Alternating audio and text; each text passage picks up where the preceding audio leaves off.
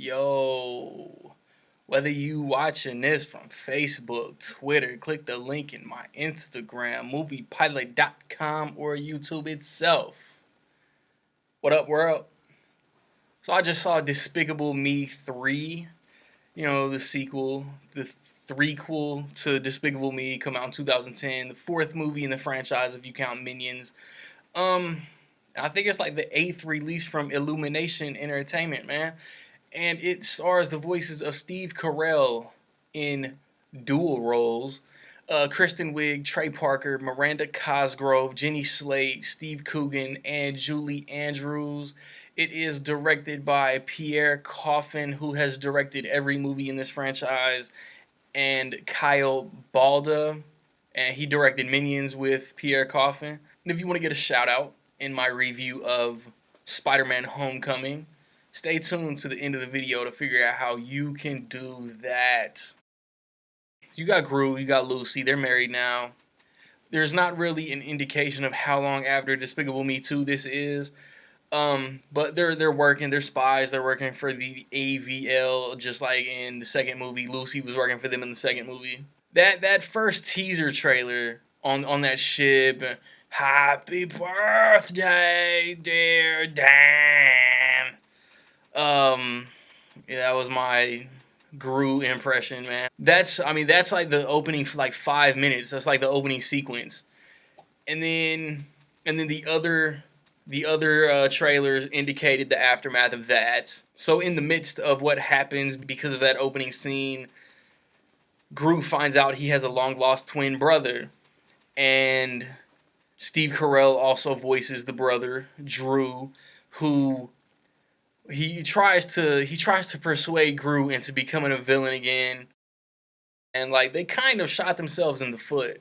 They established a villain in the trailers, so like what would the point with Gru returning to villainy? It kind of just would have been a rehash of the first movie with his brother in it. You've got Gru and he's got this objective that he keeps to himself, and then Trey Parker's character he keeps popping up because of his objective, and then good guy versus bad guy in the end. I mean, I enjoyed this movie. It's like I enjoyed watching the series this week. I enjoyed 2 a little less than 1. I enjoyed Minions about as much as 2, which I think I enjoyed it more when I rewatched it more than I enjoyed it in the theater. And then I enjoyed 3 a little less than 2 and Minions. I enjoy the story. I love the twin brother plot. I love Trey Parker's character. His backstory is hysterical. I think Trey Parker is my favorite villain in the series. I enjoy him more than Vector. I enjoyed him more than El Macho. I enjoyed him more than Scarlet Overkill. Just he was a child star in the '80s, and he never left the '80s. And he's like moonwalking and dancing like the whole time, and what they did with his character was funny to me. And then you got the daughters, like the middle daughter in all 3 movies, including this one. The middle daughter seems to have like no direct storyline, man. She's just there, and the older daughter has a little side story. The youngest daughter has the side story that they allude to in the trailers, and Lucy has her story of trying to be a good mom. And I enjoyed all the story elements of this movie, but the Minions aside, like the Minions got the majority of the laughs for me. I didn't laugh that much at anything else, and the best gags are in the trailers. Not a bad movie, but not as funny as I'd hoped. Like, I really enjoyed the trailers. The trailers got me excited for the movie, but the trailers are where a lot of the comedy hits. On the plus side, though, my experience in this movie wasn't as horrific as my experience in Cars 3. So there's that. But the animation's crispy. The kids are gonna love it. I mean, it's not a chore for parents to sit through it either.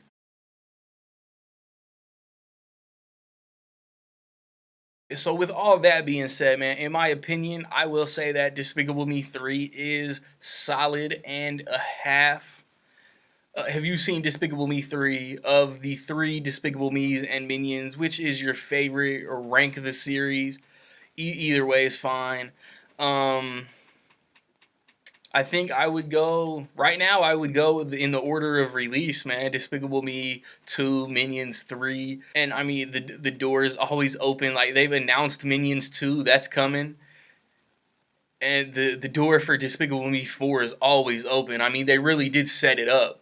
They set it up perfect. Like thinking about it right now, I have the perfect idea for Despicable Me 4. If you want that shout out in my review of Spider-Man next weekend, I want to know where Baby Driver will finish at the box office this weekend. Despicable Me, Baby Driver, The House are the new releases, and then you got holdovers, Transformers, Cars, All Eyes on Me, Wonder Woman, still going strong. So, in what position will Baby Driver finish this weekend? I mean, there's no closest get it. You have to be the first to get it. You have to be spot on. You have to get it before the results come out. I'm slanging these Ripped Apparel t-shirts. Um, Link and discount code in the video description. Just super dope pop culture mashups, man. Outcast, Deadpool Cable, for example. Check out the site, man. Grab a couple shirts. I recently posted reviews for Transformers, All Eyes on Me, Cars, The Mummy, Captain Underpants, Wonder Woman. Check those out, man. Give those a watch. I want to. I'm actually. My theater didn't get like. Man, I was devastated. My theater didn't get Baby Driver. My theater didn't get The House. Wife surprised me. Gonna take a road trip. Early Monday morning, I should have both reviews for those posted. I finally got a movie talk posted on my favorite TV series. No sitcoms, just all like dramatic Breaking Bad, Sopranos, Game of Thrones type series. Check that video out, man. Next weekend, like I said, I want to watch Spider-Man. The week after that, War for the Planet of the Apes comes out. Both those movies are a couple of my most anticipated movies of the year. Be on the lookout. Take in suggestions for my movie talk for July. Like, subscribe, comment, man. Find me where you find me. Don't know where to find me, man. Watch the credits. Peace.